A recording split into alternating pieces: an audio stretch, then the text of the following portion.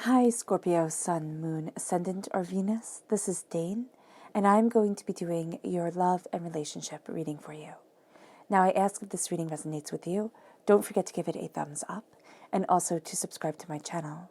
And if you would like to be notified whenever I upload new videos, and I upload all the time, just hit the bell notification button. And if you're interested in any of the cards that I'm using, they will all be listed and linked in the description box below. Now, before I begin this reading and clear the energy space, once again a reminder not to be scammed by anybody in the comment box pretending to be me offering you a reading. That person is not me. I will not be soliciting you for anything. Do not be scammed. With that said, let us clear the energy space, raising our own energy vibration and releasing any negativity. So take a nice deep breath in, exhaling whenever it feels comfortable for you.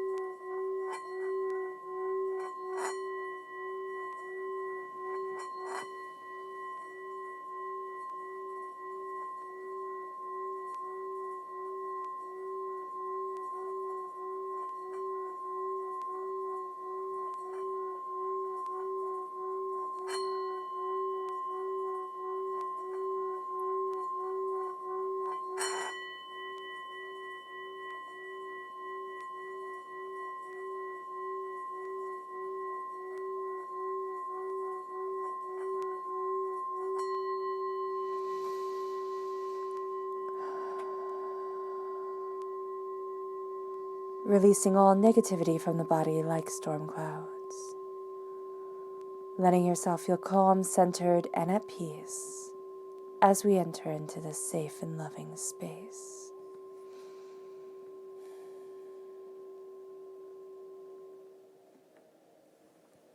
Let's let the bowls sing as we see what the tarot has to say.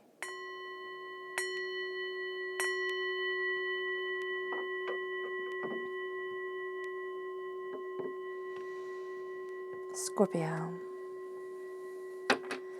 Love and relationships. Scorpio. Love and relationships. Scorpio. Love and relationships. Scorpio.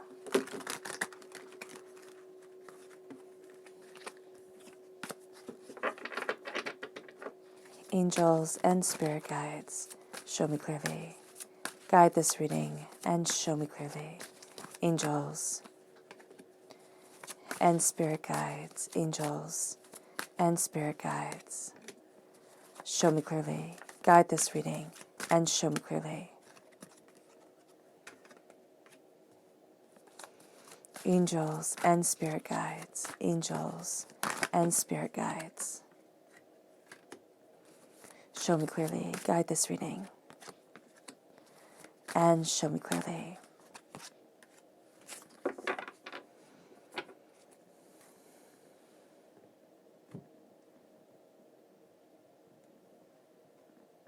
Your chakra energy.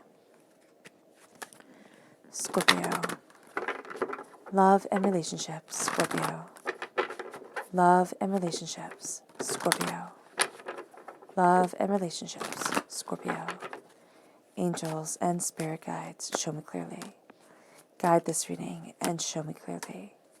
Angels. Fantastic.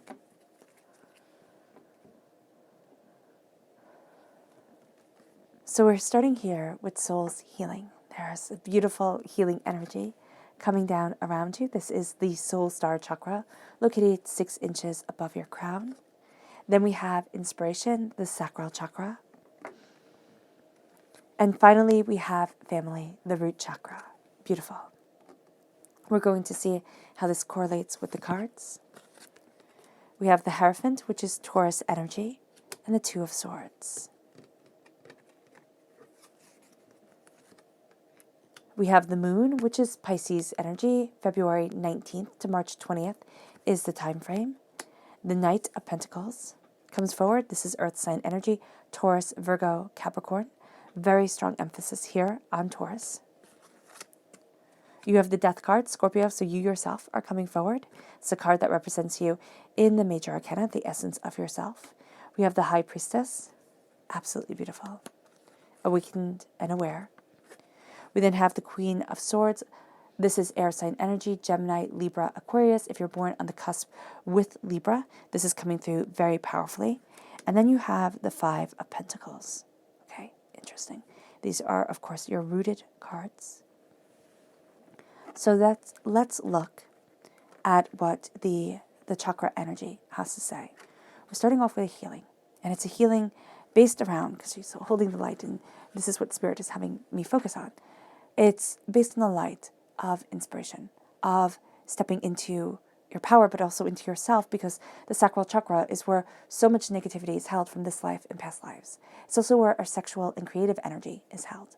So when we embrace and heal our sacral chakra, and we have that healing energy falling down upon us like rain, we get to embrace a new dawn, a new day, a new passion in a way that is better, that is more beautiful. And so with the soul's healing, there is a sense of angelically, divinely being guided. And it brings us to a place of inspiration. It brings us to a place of connecting body, mind, spirit, and soul, and opening up our world to something that is more than the traumas we have been through, more than our doubts and our fears. And as we embrace this more, we embrace ourselves, and it brings forward a new dawn. And not only lets the sexual energy within us shine forward, but it lets our creative energy, our, act of creation shine forward within us, which is extraordinary. And it brings us then to family, the root chakra, the family that we create, the family that we are born into, the family that raises us. This is the family of connection. At our roots is what's most important to us. Those that we defend, our spiritual families, our loved ones. And it brings us here to the Hierophant. And the Hierophant is very interesting because you have the repeat of the number 5 during this time. You also have the repeat of the number 2. So the number 5 is a freedom number. The number 5 tells us that things will come to a conclusion faster than we think. But if we thought it was never going to end, it doesn't mean that it comes super fast, right? And the repeat of the number 2 is the number of creativity. It is the number of coming together. And that's what you're going to see during this time, a creative coming together in a way that you hadn't expected, that helps you face your freedom and helps you embrace your truth. So the Hierophant during this time, right, is saying, this is me. This is what I want. This is what I desire. This is what I need. This is who I am. Because the Hierophant in the Rider-Waite-Smith deck is the Pope. The Pope in medieval times, that the Pope was like the King of Kings. He could tell kings and emperors and empresses and queens what to do, and they listened. This was the divine law. This is the divine law within ourselves. We like to think that we might be above all of this, but we're not. This is saying, this is my truth, the truth of my soul, the truth of my connection, the truth of myself. These are my angels guiding me. This is the power of opening my eyes, of seeing what I desire. And it's very interesting because you have that third eye energy here in the Hierophant. And you also have it here in the High Priestess. So there's something of an awakening to your truthful self, to your empowered self, to your spiritual self. And the Hierophant is a beautiful connection. It's very interesting how the High Priestess can be connected with so many different cards. But Spirit just now said, remember the connection of the High Priestess to the Hierophant. So where the High Priest, or the Hierophant, was the Pope. In one of the early creations of the Tarot, the High Priestess was the female Pope, which was called Pope Joan. Now, whether Pope Joan really existed or whether she's a myth, that is not here to debate. What we are looking at is we're looking at this holding of spiritual power, this embracing of a voice that has been silenced in one way or in another, and the way that it shines forward within us. And why is this important when we're talking about relationships and love and sex and passion? Because if we take the spiritual out of everything, out of love, we take the meaning out of love.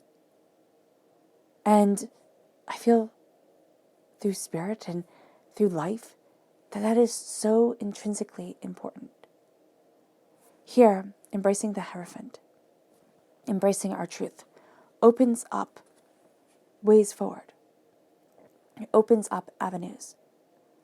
And I'm a firm believer in the art of carezza. The art of carezza is non-orgasmic sex. And you might say, as so many people do, well, what the heck's the point then? I wouldn't climb Mount Everest just to turn away at the top. True. And it doesn't mean that you have to practice it, though some do, to never have an orgasm. But what it means is that when you are embracing intimacy, you are embracing the connection of souls. And carezza is a beautiful place to start because it's gentle and it's kind. And you can elevate it, of course. You can, find, tentum and all these other practices that can elevate this sexual experience. But what we're looking at here, it's not the swords coming together and clashing, right? What we're looking at here is we're looking at them coming together in synchronicity, in understanding. The Two of Swords, for me, is so much of, I thought there were two ways to things. And so often we're told there are two types of love. There's the old type of love that, gets boring and, it's the same old thing all the time. And there's the erotic, exciting love. And we all want to chase that, right? We all want to have excitement and joy and bliss within our lives. And we focus so much on erotic love. Our world focuses so much on it. It's in all the movies, it's in all the books, a lot of them. We want, this passion that never ends. That's like teenage love. But here's the thing. In Greek, there was a progression of love. There was the erotic love that brought people together, right? And then there was the family love, and that was the foundation of civilization. And then there was the agape love. And that is the love that it said that Christ had when he died for everyone. And so here, when we open up the roads and say there is so much more to this than I was ever told, there was so much more to this than I ever realized, it starts to open up roads and possibilities. It starts to bring us to a place where we can connect, where we can have this powerful, beautiful passion with a person. And I really see this through Spirit's understanding that this is one of the only ways the two become one, because they share the breath. They embrace the breath and the body, the touch and the feel, the passion and the self. And it brings us then to the moon. When we dive that deeply, we change so much. The moon shows us our fears. It shows us the darkness, which we as human beings, try so hard to eradicate because it makes us weak and vulnerable. In love, we become weak and vulnerable because a person knows all our flaws, all our secrets, all ourselves. And so here it is the fear of love, Scorpio, that's being looked at. It is the fear of how we move forward, what we want and what we love in life. And it's not saying that passionate, fast, powerful love is bad. It's saying it's just not all the time. And that a slow connection builds a powerful foundation. And when we look at our fears, when we look at what is holding me back, Why is it holding me back? What is denying me? And why is it being denied? Our fears become our allies because our fears are trying to warn us. It's like that way it leads to monsters. You can get hurt. Be afraid. We fear the dark because we could be eaten. We could be pulled out of our beds and hunted. It's a theory as to why children see monsters in the dark. It's primordial. It's set into us. And so here, when we look at our fears, when we look at ourselves, there's a point where the fear becomes the teacher. There's a point where we move away from the chaos. And there's a point when the fear becomes an ally, a protector, a person we've learned to speak the language of, and gets to be on our side. Because when the fear comes forward, the question needs to be, why? And it brings us to the Prince of Pentacles. And the fear comes forward because I'm afraid to defend the seeds that I've worked so hard to plant. I'm afraid to say, this is what I want, this is who I am, and this is how I need to move forward. Slowly and steadily we build something of a firm and solid foundation. We can fear that.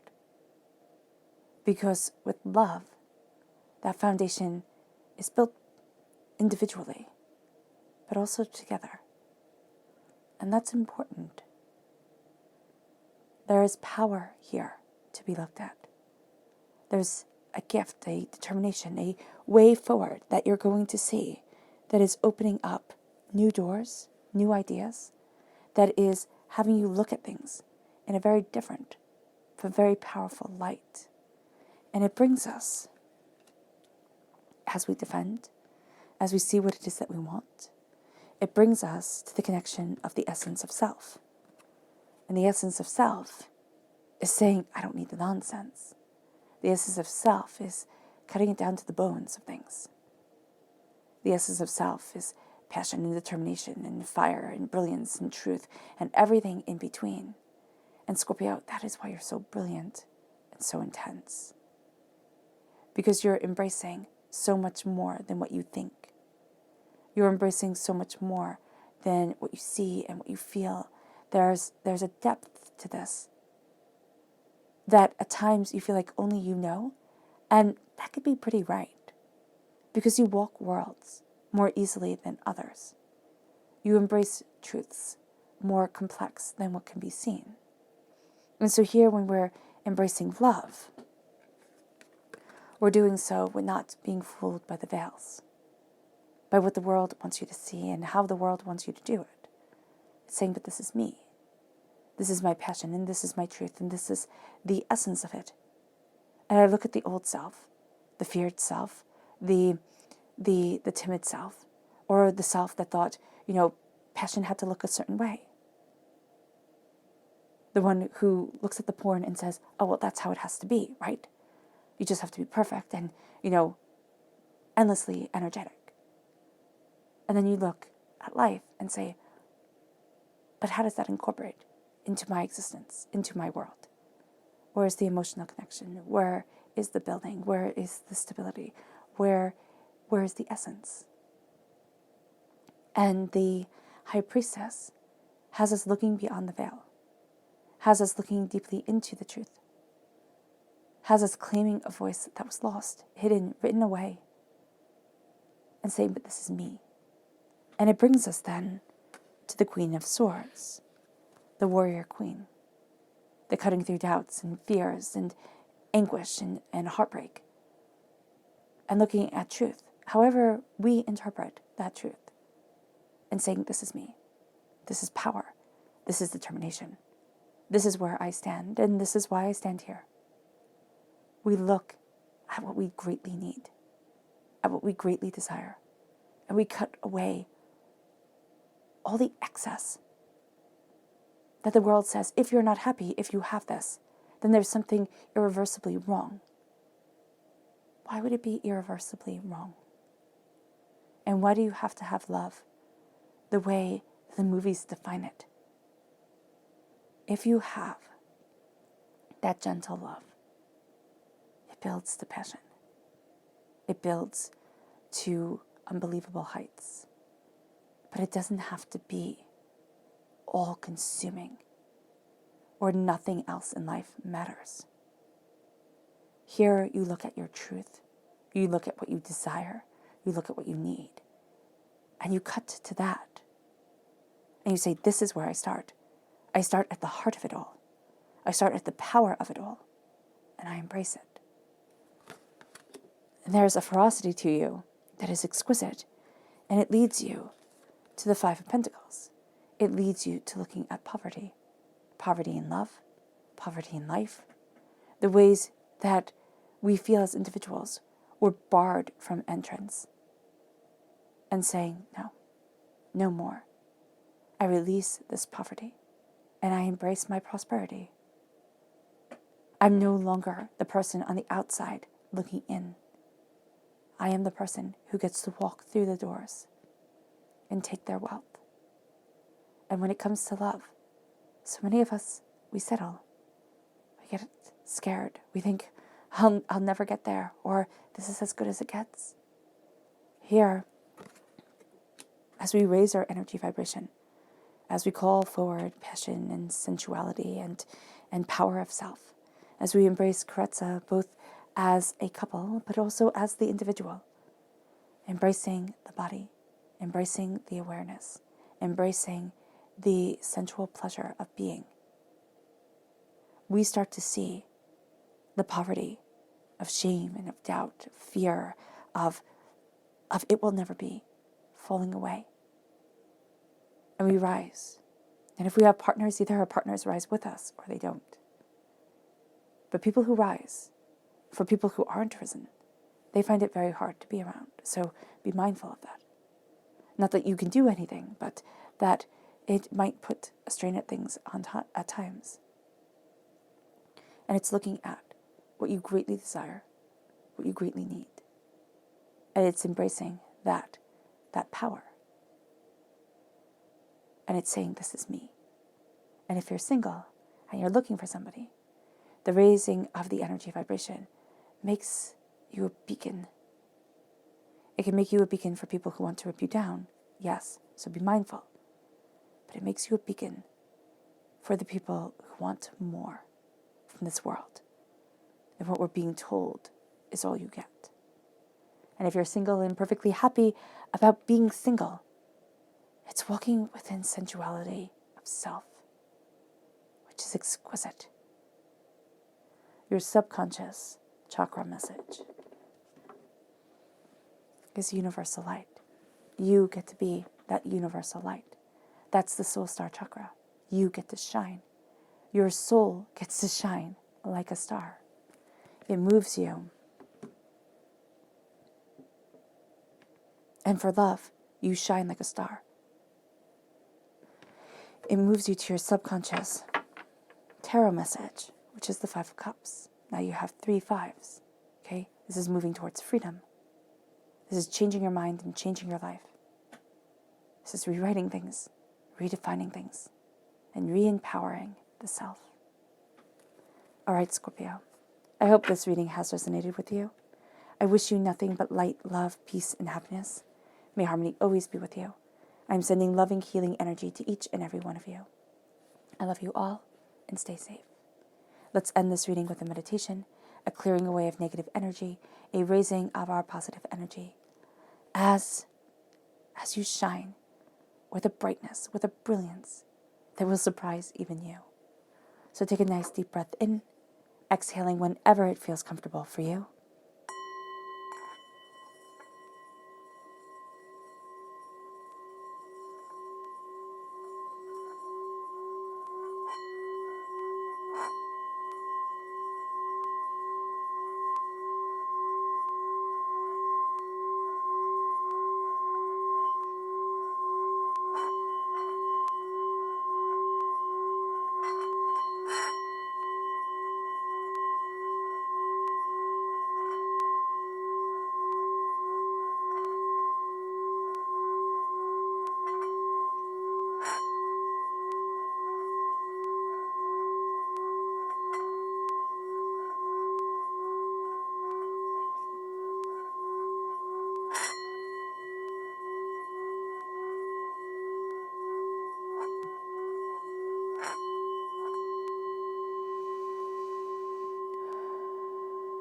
May you move forward in peace and in harmony, Scorpio.